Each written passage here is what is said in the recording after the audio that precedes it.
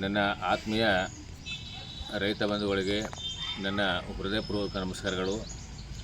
ಬಂಧುಗಳೇ, ಈ ಸತತ ದೀಡ್ ತಿಂಗಳ ಮಳೆ ಹೊಂಟದ, ಇನ್ನೂ ಮಳೆ ಬಿಡ್ಲಿಕ್ಕೆ ತಯಾರಿಲ್ಲ.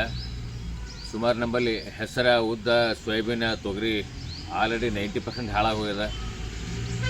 ಮೊನ್ನೆ ಗೌರ್ಮೆಂಟ್ ಸರ್ವೆ ಮಾಡಿದ, ಓನ್ಲಿ 9% ಹಾಳಾಗ್ಯದ ಅಂತ ರಿಪೋರ್ಟ್ ಬಂದವು. ಈಗ ಆಲ್ರೆಡಿ ನಮ್ಮ ಕಬ್ಬು ಕಂಟಿನ್ಯೂ ಬಿಸಿಲ, ನೀರ, ಮಳೆ ಇದ್ದರೆ ಅನುಕೂಲ. ಈಗ 2 ತಿಂಗಳಿಂದ ಮಳೆ ಐತಪ್ಪ ಅಂದ್ರೆ ಕಬ್ಬು ಬೆಳೆಯಂಗಿಲ್ಲ. ಹಿಂಗೆಲ್ಲಾಗಿ ರೈತ ಭಾಳ ದೊಡ್ಡ ಸಮಸ್ಯೆ ಸಿಕ್ಕೊಂಬಿದ್ದದ. ಅದಕ್ಕೆ ದಯವಿಟ್ಟು ಬಂಧುಗಳೇ, ಈಗ 17 ತಾರೀಕು, ಇದೇ ತಿಂಗಳ 17 ತಾರೀಕು ಮುಖ್ಯಮಂತ್ರಿ ಬರೋರ. ಅದಕ್ಕೆ ಅವ್ರಿಗೆ ಮುತ್ತಿಗೆ ಕಾರ್ಯಕ್ರಮ ಮಾಡ್ತಾಯಿದ್ದೀವಿ.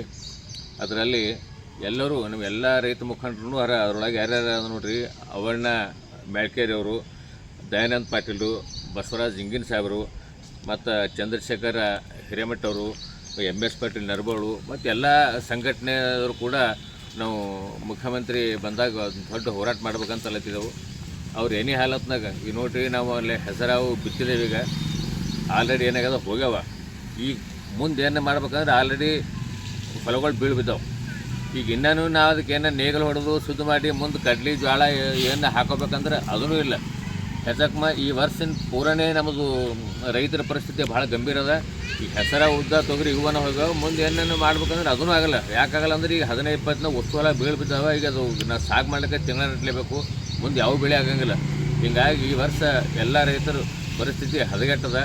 ಅದಕ್ಕೆ ನಾವು ರೈತ ಹೋರಾಟ ಸಮಿತಿ ಅಂತ ಮಾಡಿದೇವಿ. ಎಲ್ಲ ಸಂಘಟನೆ ಕಲಿತು ಈ ಹೋರಾಟ ಮಾಡಬೇಕು.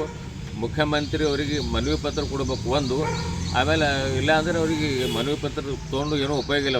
ಅದಕ್ಕೆ ಅವರಿಗೆ ಮುತ್ತಿಗೆ ಹಾಕ್ಬೇಕಂತ ಪ್ಲ್ಯಾನ್ ಮಾಡಿದೆವು ಎಲ್ಲ. ಇನ್ನೊಂದು, ಈಗ ಸಿದ್ದರಾಮಯ್ಯ ಅವರು ಹೋದ ಸರಿ ನಮಗೆ 150 ರೂಪಾಯಿ ಸಹಾಯಧನ ಕೊಟ್ಟಿದ್ದರು. ಅದಕ್ಕೆ ಮರಿ ಇವಾಗೆಲ್ಲ ಹೆಚ್ಚಿಗೆ ಮಳೆಯಾಗಿ ಕಬ್ಬು ಈಳು ಬರ್ತಾಯಿಲ್ಲ. ಅದಕ್ಕೆ ಪ್ರತಿ ಟನ್ನಿಗೆ 5 ರೂಪಾಯಿ ಕೊಡಬೇಕಾಗಿ ನಾವು ಸರ್ಕಾರದ ಮನವಿ ಮಾಡ್ತಾಯಿದ್ದೀವಿ, ಎಲ್ಲ ರೈತ ಸಂಘಟನೆಗಳು. ಆಯ್ತು, ಇನ್ನೊಂದು, ಈ ನಮ್ಮಲ್ಲಿ ಈಗ ಕಬ್ಬದ. ಈ ಕಬ್ಬನ್ನು ಎಲ್ಲ ಹೊಲ್ದಾಗ ನೀರು ನಿಂತಾವೆ. 2 ತಿಂಗಳು ಕಬ್ಬು ಬೆಳೆದಿಲ್ಲ.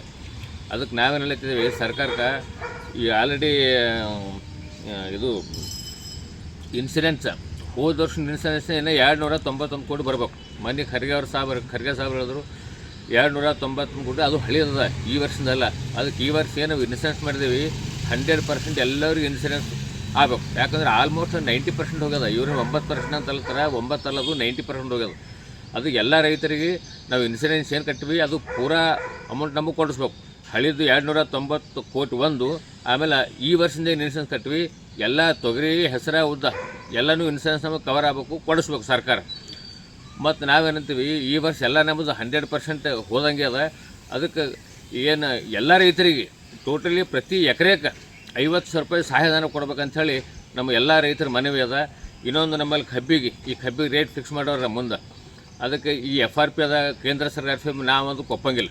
ಈ ಬೇರೆ ಬೇರೆ ಫ್ಯಾಕ್ಟ್ರಿಗಳದಾಗ ಮಿನಿಮಮ್ ಅವರು ಹಾಸರ್ನೆ 3,100, 3,200 ಕೊಟ್ಟರು. ಅದಕ್ಕೆ ನಮ್ಮಲ್ಲೂ ಈ ಶುಗರ್ ಫ್ಯಾಕ್ಟ್ರಿ ಕನಿಷ್ಠ ನಮಗೆ 3,000 ಮ್ಯಾಗ 3,100, 200 ಕೊಡಬೇಕು. ಇದು ಬಿಟ್ಟು ಸರ್ಕಾರ ಕಬ್ಬಿಗೆ ಸಹಾಯ ಅದ ಅಂಥೇಳಿ ನಾವು ಪ್ರತಿ ಟನ್ನಿಗೆ 500 ರೂಪಾಯಿ ಕೊಡ್ಬೇಕಂತ ನಾವು ಮನವಿ ಮಾಡ್ತಾಯಿದ್ದೀವಿ ಬಂಧುಗಳೇ.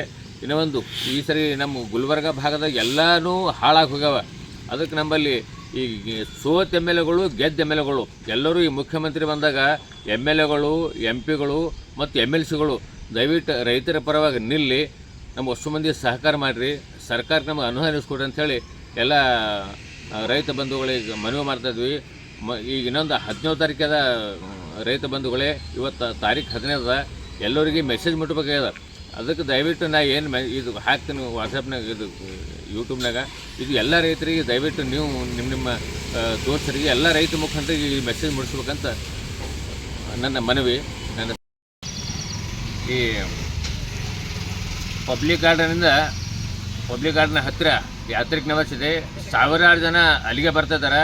ಎಲ್ಲ ರೈತ ಬಂಧುಗಳು 1000 ಜನ ಕಲಿತು ಮುಖ್ಯಮಂತ್ರಿಗೆ ಮುತ್ತಿಗೆ ಕಾರ್ಯಕ್ರಮ ಇದೆ. ದಯವಿಟ್ಟು 1000 ಜನ ಸಂಖ್ಯೆಯಲ್ಲಿ ದಯವಿಟ್ಟು ಬರಬೇಕಾಗಿ ನನ್ನ ವಿನಂತಿ.